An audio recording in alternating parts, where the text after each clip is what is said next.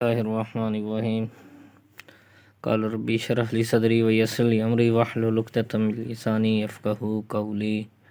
والصلاة والسلام على سيد الأنبياء والمرسلين وعلى آله وأصحابه. بسم اللہ الرحمن الرحیم. سورہ انبیاء یہ ہمارے 9th کے سلیبس میں ہے اور ان صورتوں میں سے ہے جو 6 صورتیں جن کی مخصوص آیات ہمارے سلیبس کے اندر جو ہے وہ موجود ہیں. سورہ انبیاء 17ویں پارے میں موجود، بلکہ 17ویں پارے کی ابتدا بھی اسی سورہ سے ہو رہی ہے. اس سورہ میں 7 رکوع ہیں، 112 آیات ہیں. مقام نزول، یہ سورہ مکہ میں نازل ہوئی. تعارف کے حوالہ سے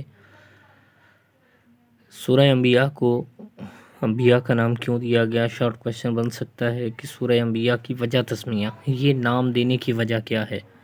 تو سورہ انبیاء میں پچھلے انبیاء کرام کی نبوت کا حوالہ دے کر حضرت محمد مصطفیٰ صلی اللہ علیہ وآلہ وسلم کی نبوت کو ثابت فرمایا گیا. انبیاء کے تذکرے ہیں اس سورہ میں، اسی مناسبت سے اس سورہ کو سورۃ الانبیاء کا نام دیا گیا. سورہ انبیاء ان صورتوں میں اس کی فضیلت کا ایک جو ہے وہ ہائیڈنگ بن سکتی ہے کہ سورہ کی فضیلت کیا ہے. تو سورہ انبیاء ان صورتوں میں سے ہے جن کے بارے میں نبی رحمت صلی اللہ علیہ وآلہ وسلم نے ارشاد فرمایا، یہ میرا قدیم مال اور قیمتی اثاثہ ہے. صحیح بخاری میں یہ حدیث موجود ہے اور اس کا سورت کا خلاصہ یا سورہ انبیاء کا خلاصہ یہ ہیڈنگ بن سکتی ہے. دوسری مکی صورتوں کی طرح سورہ انبیاء کا خلاصہ بھی عقیدہ توحید، رسالت اور آخرت کا بیان ہے. مضامین کے حوالے سے اگر بات کی جائے تو سورہ انبیاء اس وقت نازل ہوئی جب مشرکین مکہ مسلمانوں پہ طرح طرح کے ظلم و ستم ڈھا رہے تھے. سورہ انبیاء میں توحید باری تعالیٰ کے دلائل دیے گئے. قرآن مجید رسالت پر مشرکین کے اعتراضات کا بھرپور جواب دیا گیا.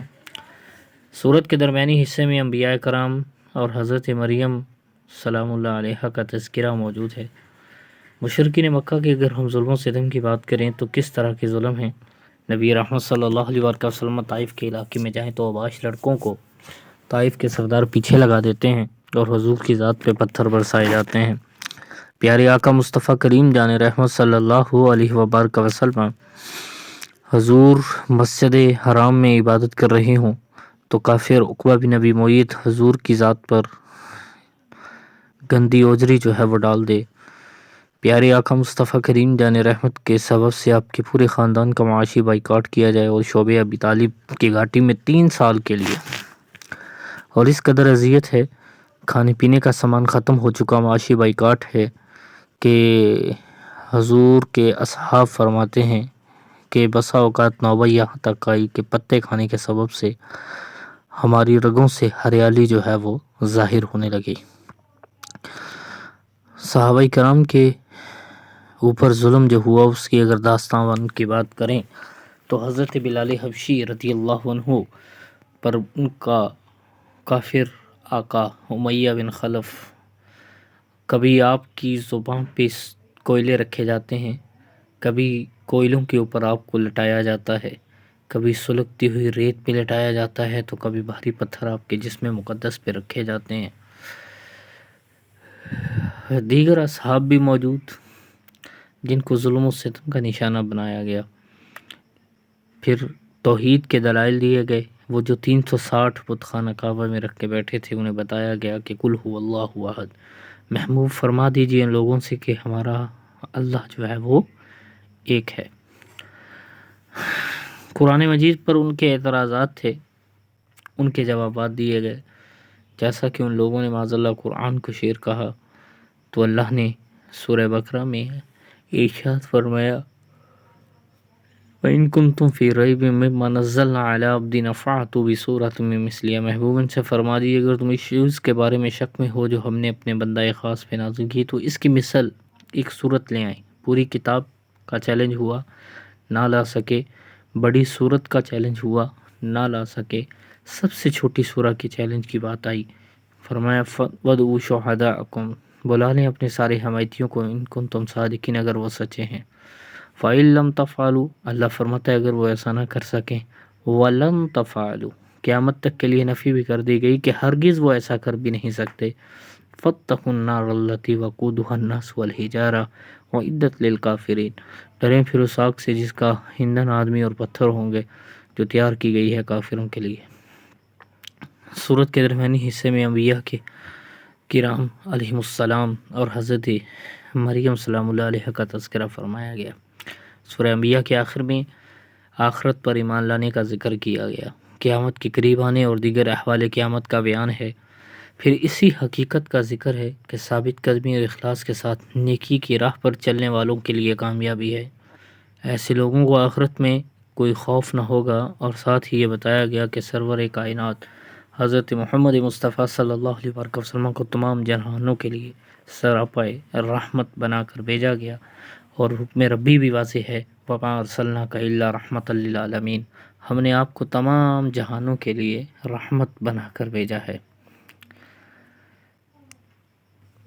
اس سورہ سے ہمارے لیے کچھ علمی و عملی نکات واضح ہوتے ہیں۔ سورہ انبیاء کا مطالعہ کرنے سے جو علمی و عملی نکات معلوم ہوتے ہیں، ان میں سے چند ایک یہ ہیں۔ قیامت کا دن قریب سے قریب تر ہوتا جا رہا ہے، اس لیے ہمیں اللہ سے غافل ہو کر زندگی نہیں گزارنی چاہیے۔ بات جو ہم نہیں جانتے وہ ہمیں علم رکھنے والوں سے پوچھ لینی چاہیے، یعنی جس چیز کا پتہ نہ ہو اس کے بارے میں علم والوں سے آگاہی لینا۔ اللہ تعالیٰ نے یہ دنیا محض کھیل تماشے کے لیے نہیں بلکہ بامقصد طور پر پیدا فرمائی، یعنی زندگی کا کوئی نہ کوئی مقصد ہے۔ اللہ تعالیٰ ہمیشہ حق اور باطل سے ٹکرا کر باطل کا سر کچل دیتا ہے۔ ارشاد ربی بھی ہے، وَجَاءَ الْحَقُّ وَزَهَقَ الْبَاطِلُ إِنَّ الْبَاطِلَ كَانَ زَهُوقًا۔ اللہ تعالیٰ ہمیشہ حق کو باطل سے ٹکرا کر باطل کا سر کچل دیتا ہے۔ اس کائنات میں اگر ایک سے زیادہ خدا ہوتے تو زمین و آسمان میں فساد برپا ہو جاتا۔ لَوْ كَانَ فِيهِمَا آلِهَةٌ كَانَ فَسَادَتَا، اگر کائنات میں اور خدا ہوتے تو اس میں فساد برپا ہو جاتا۔ ہر شخص اپنے اعمال کا اللہ کے سامنے جواب دہ ہے۔ ہمیں مشکلات میں اللہ ہی کو پکارنا چاہیے، سب سے بڑھ کر مالک جو ہے وہ رحم کرنے والا ہے۔ اہم معلومات کی بات کریں تو حضرت آدم علیہ السلام کا لقب ابو البشر، انسانوں کے باپ، آدمیوں کے باپ، انسان کے باپ۔ ابراہیم علیہ السلام کا لقب خلیل اللہ، اللہ کے دوست۔ موسیٰ علیہ السلام کا لقب کلیم اللہ، اللہ سے کلام کرنے والا۔ حضرت عیسیٰ علیہ السلام کا لقب روح اللہ، اللہ نے جس کی روح کو پیدا کیا۔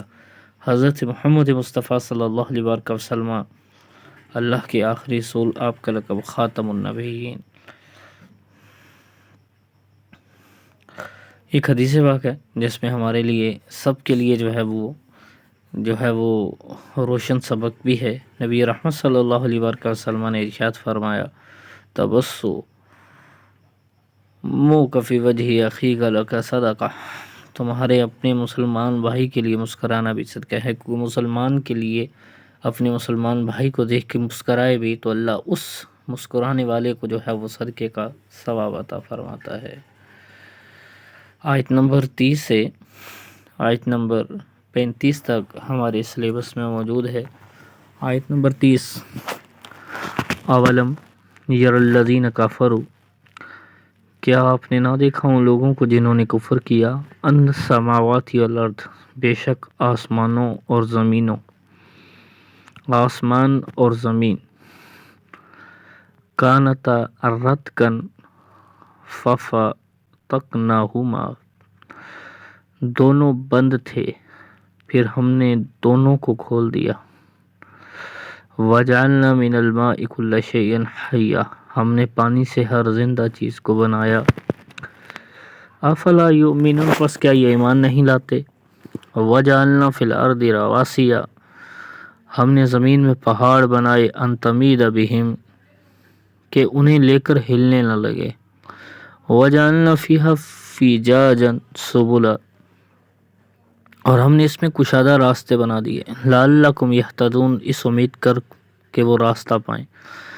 وجعلنا السماء سقفا محفوظا، ہم نے آسمان کو ایک محفوظ چھت بنا دیا۔ وہم عن آیاتہا معرضون، وہ اس کی نشانیوں سے منہ موڑے ہوئے۔ وَهُوَ الَّذِي خَلَقَ اللَّيْلَ وَالنَّهَارَ، وہی ہے جس نے بنائے رات اور دن، وَالشَّمْسَ وَالْقَمَرَ، سورج اور چاند، کُلٌّ فِی فَلَکٍ یَسْبَحُونَ، سب اپنے اپنے مدار میں حرکت کر رہے ہیں۔ وَمَا جَعَلْنَا لِبَشَرٍ مِّن قَبْلِکَ الْخُلْدَ، اور ہم نے آپ سے پہلے بھی کسی انسان کو ابدی زندگی نہیں دی، ہمیشہ والی زندگی نہیں دی۔ أَفَإِن مِتَّ فَهُمُ الْخَالِدُونَ، بس اگر آپ انتقال فرما جائیں تو کیا یہ ہمیشہ رہنے والے ہیں؟ كُلُّ نَفْسٍ ذَائِقَةُ الْمَوْتِ، ہر جان کو موت کا ذائقہ چکھنا ہے۔ وَنَبْلُوَكُم بِالشَّرِّ، تو ہم تمہیں برائی اور بھلائی میں آزمائش کے لیے فتنہ مبتلا کرتے ہیں۔ وَإِلَيْنَا تُرْجَعُونَ، اور تم ہماری ہی طرف لٹائے جاؤ گے۔ یہ ہماری آیات تھیں جو ہمارے سلیبس کے اندر جو ہے وہ موجود ہیں۔ ان کا بامحاورہ ترجمہ جو ہے ان آیات کا، ان کا ٹیسٹ بھی ہونا ہے۔ اسی طرح اس سورہ میں حضرت یونس نبی علیہ السلام کا تذکرہ ہے کہ جب آپ جو ہے وہ قوم پر عذاب نہ آنے کے سبب سے بستی چھوڑ کے چلے تو ایک کشتی میں سفر کیا۔ دل میں خیال تھا کہ رب نے عذاب نازل کیوں نہ کیا، تو پھر ایک طوفان آیا، کشتی ہلنے لگی، لوگوں نے کہا لگتا ہے کوئی یہاں پر اپنے مالک سے روٹھا ہے، تو حضرت یونس علیہ السلام کو اٹھا کر سمندر میں پھینک دیا گیا۔ ایک مچھلی کے پیٹ میں ایک مچھلی نے آپ کو نگل لیا۔ اب تفاسیر میں مختلف اقوال ہیں، کسی میں 40 دن، کسی میں 7 دن، کسی میں کتنے دن آپ اس مچھلی کے پیٹ میں رہے۔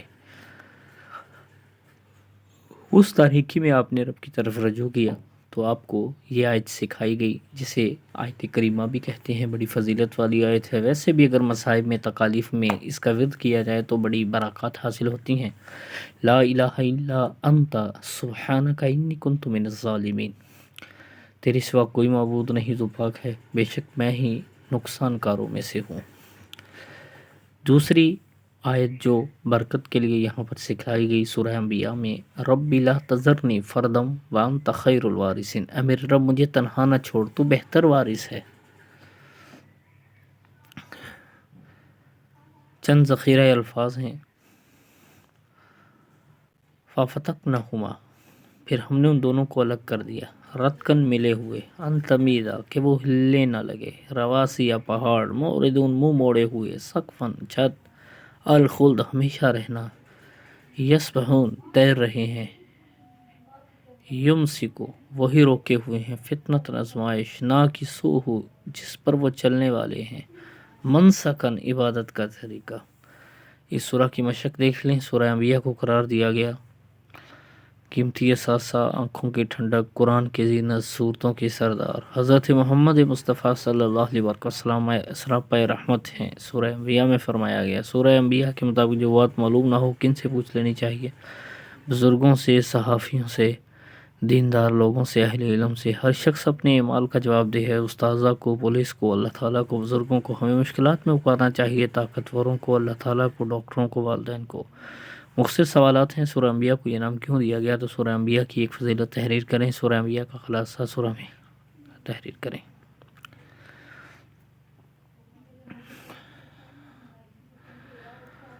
چند الفاظ کے معنی ہیں، انتمیدہ کہ وہ ہلنے نہ لگے، نہ کسو ہو جس پر وہ چلنے والے ہیں، یسبحون تیر رہے ہیں، اور رتکن ملے ہوئے، موردون منہ موڑے ہوئے، رواسیہ پہاڑ، سقفن چھت۔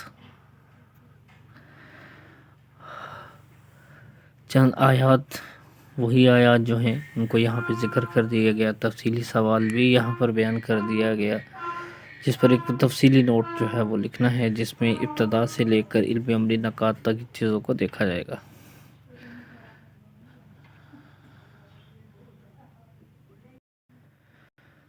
ایم سی کیوز کے سوال جوابات دیکھ لیں، سورہ انبیاء کو قرار دیا گیا قیمتی اثاثہ۔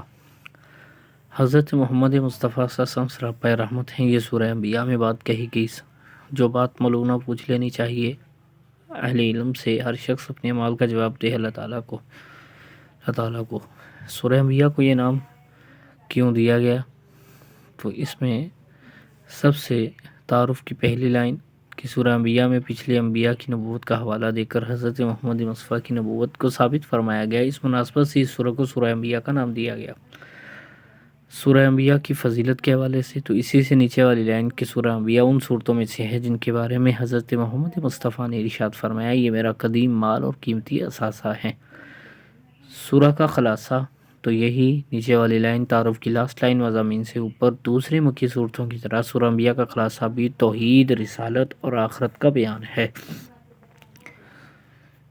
دو علمی عملی نکات تو کوئی سے دو تین علمی عملی نکات ان نکات میں سے کہ قیامت کا وقت قریب سے قریب تر ہوتا جا رہا ہے، اس لیے ہمیں اللہ سے غافل ہو کر زندگی نہیں گزارنی چاہیے. ہم جو بات نہیں جانتے اہل علم سے سیکھ لینی چاہیے. یہ دنیا محض کھیل تماشے کے لیے نہیں بلکہ مابقصد طور پہ پیدا فرمائی گئی. اللہ تعالیٰ ہمیشہ حق کو باطل سے ٹکرا کر باطل کا سر کچل دیتا ہے. ہر شخص نے اعمال کا اللہ کے سامنے جواب دہ ہے. ہمیں مشکلات میں اللہ ہی کو پکارنا چاہیے. اگر ہم تفصیلی سوالات کی بات کریں تو ابتدا سے سورہ کی صورت ہے یہاں سے لے کے اس کو ہیڈنگز میں لکھیں تو انشاءاللہ زیادہ نمبر آنے کے چانسز ہیں. تو علمی عملی نکات کے لاسٹ پوائنٹ تک کہ ہمیں مشکلات میں اللہ کو پکارنا چاہے کیونکہ وہ سب سے زیادہ رحم کرنے والا ہے. وما امید ہے آپ نے اس سے ضرور استفادہ کیا ہوگا. دعا کیجیے اللہ اس کو ہمیں یاد رکھنے کی بلکہ اپنی زندگی میں اس سے فائدہ حاصل کرنے کی توفیق عطا فرمائے. ہمیں بھی اپنی دعاؤں میں یاد رکھیں. وما علیہ الا البلاغ المبین.